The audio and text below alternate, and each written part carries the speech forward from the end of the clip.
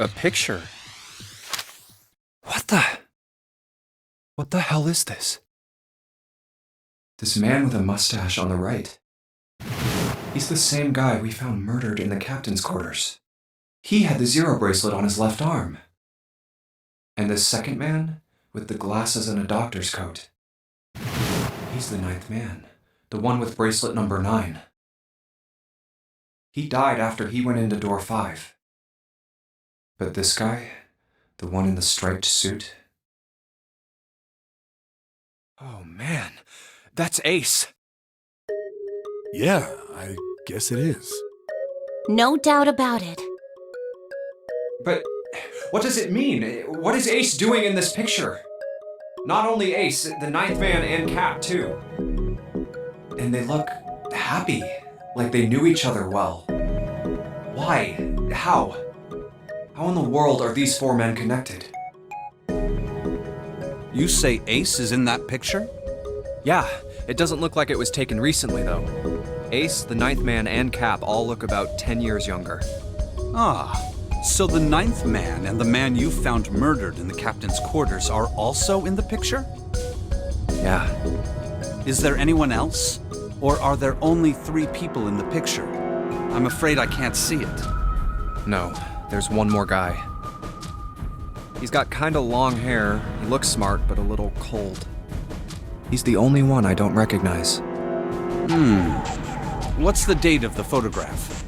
It doesn't have one. Did you look on the back? Back? Yes, the reverse. The other side. Huh.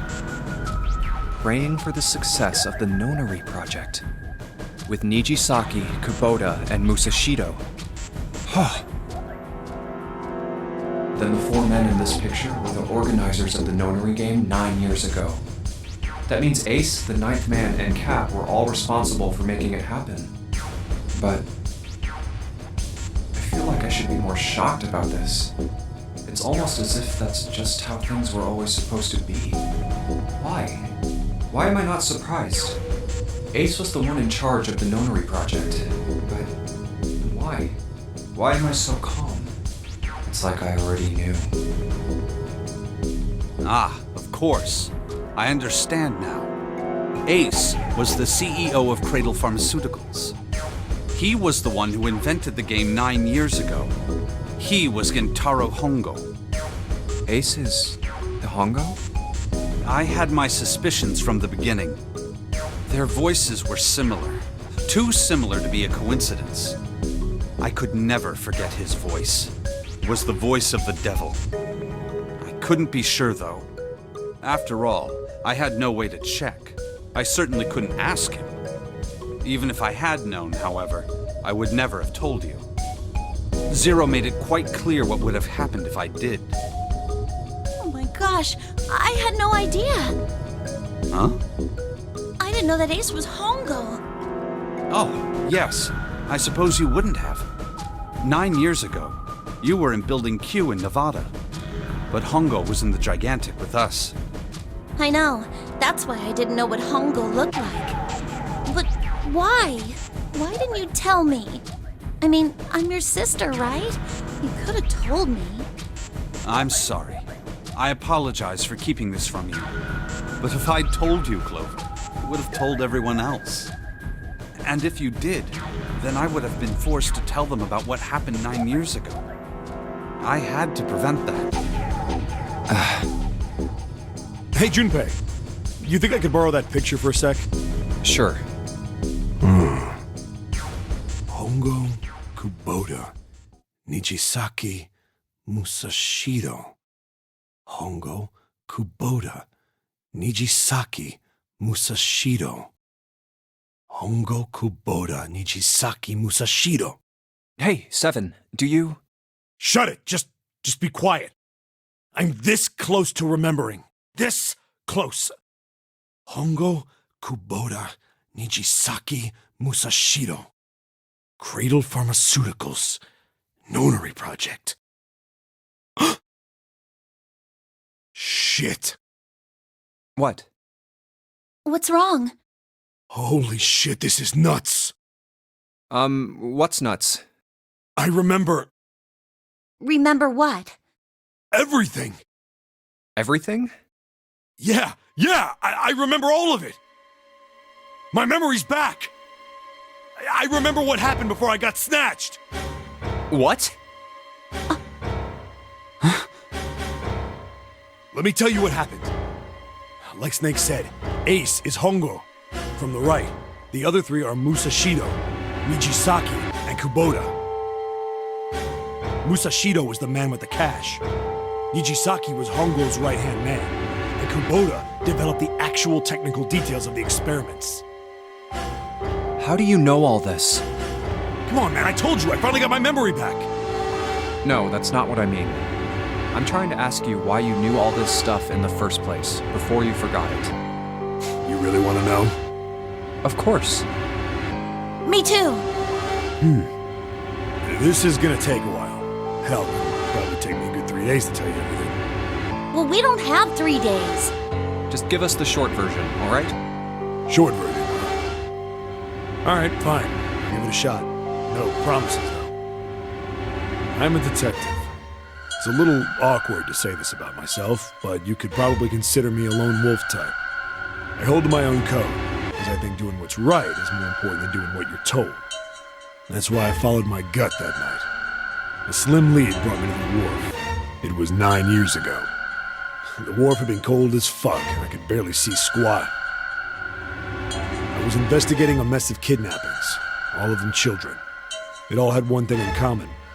A history of visits to one particular hospital. A hospital under the management of Cradle Pharmaceuticals. And my investigation had turned up evidence that Cradle had been involved in the kidnappings. After a little sweet talking, I managed to finally get a real lead from someone inside Cradle. My source told me this. Tonight, a ship is set to take the children to a large passenger liner docked offshore. So I headed to the wharf. In the shadows, I searched the harbor until I found the ship he was talking about. There was a bunch of movement here. Men in black suits, many of them were carrying large bags. Bags. There was something about the way they moved as they were carried. No doubt about it. There were human beings in those bags. I moved before I realized it. I came out of hiding with my gun already in my hand. Don't move. I felt metal touch the back of my head. Drop the gun. I could kill you right now. It'd be easy to get away with it, too. Just tie an anchor to your feet, and no one would find you for a week. Now what you want? The fish here would love a meal. I kept digging the cold metal thing into my skull. There was nothing I could do. I did what he said and laid my gun on the ground. Then suddenly, there was a sharp pain in my neck. A needle. A drug. That was my last thought. My face hit cold concrete. I was out like a light after that. I woke up on a hard floor. Damn it! Shit, my head hurts. I did a quick once-over of the room. Where am I? A small, shabby bed, a dirty sink, a toilet with no privacy. I'd seen it countless times as a cop. I'm in a cell, huh? Facing the toilet was a door set into the wall. I was still pretty woozy, but I made my way over to it. I pushed and pulled on it, but...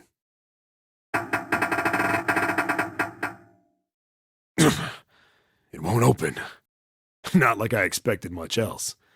Would be dumb enough to put me in a cell and leave it unlocked. Threw myself against the door a few times, but it wouldn't budge. I knew it. I gave up and made my way back to the bed, and sat down. Huh. I sat there for a very, very long time. Who knows how long. Then, I heard a faint voice. The voice was far away. I couldn't understand what it was saying. But I could hear one. It was pretty high, probably a little kid. Huh? No, it was several. I hear 5, or 6, maybe more. Where? Where are they coming from? I pressed my ear to the wall and tried to listen through it. No, that's not it. Left. It's coming from under the bed? I hauled on the metal frame and flipped the thing over. And there it was. The bed had hidden an air vent under it. The hole in the wall was covered by a metal grate. I dropped flat on the floor and peered through the grate. I couldn't see shit. But I knew it in my gut. This was where those voices were coming from. Hold on. Why are there kids here? But then what my inside man told me popped into my head. Tonight, a ship is set to take the children to a large passenger liner docked offshore. Whoa, whoa, whoa. Am I on that ship? It didn't matter. All I knew was I had to get to those kids. I checked out the metal grate. Could I fit? I stuck my fingers in and grabbed it. Then...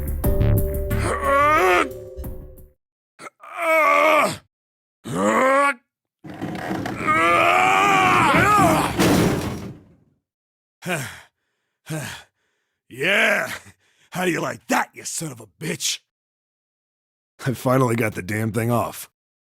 Sweat was dripping down my face, so I wiped it off and crawled inside. The first bit or so was tight. I had a wriggle on my belly. Wind up eventually, and there was space for me to crawl along on my hands and knees. I went from crawling like a worm in dirt to skittering like a bug. Couldn't say it was much better, but I'd take what I could get. And when I'd been in the thing long enough to start wondering where it'd take me, a massive sound nearly scared the piss out of me. It was like a heavy metal door had just been slammed shut. Then there was a voice.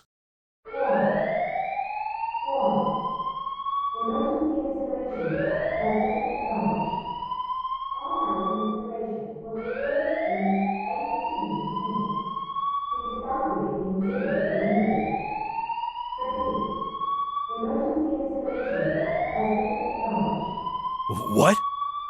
I wasn't sure what it meant, but anything with incinerator is bad news. Then, almost as if that was a cue, I heard a mess of young-sounding voices. A bunch of them were straight up screaming in terror, and all the sounds together made a howl that made the hair on my neck stand straight up. Damn it! What the hell is going on here? I scrambled through the duct as fast as I could. I made a giant racket, but I didn't care at that point.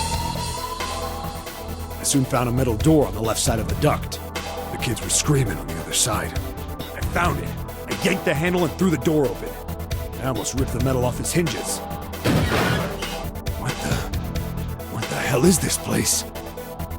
I couldn't believe what I saw. The room had a dome up top, and there had to be about 9 walls, all the same size. Up in the ceiling was an upside-down funnel, almost like a chimney. I looked down. There they were, the kids I'd been searching for.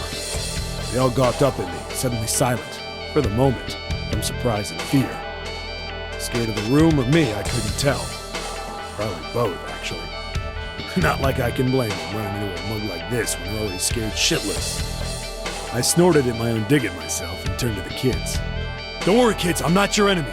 I'm one of the good guys. All of them stood there, frozen. Well, except one.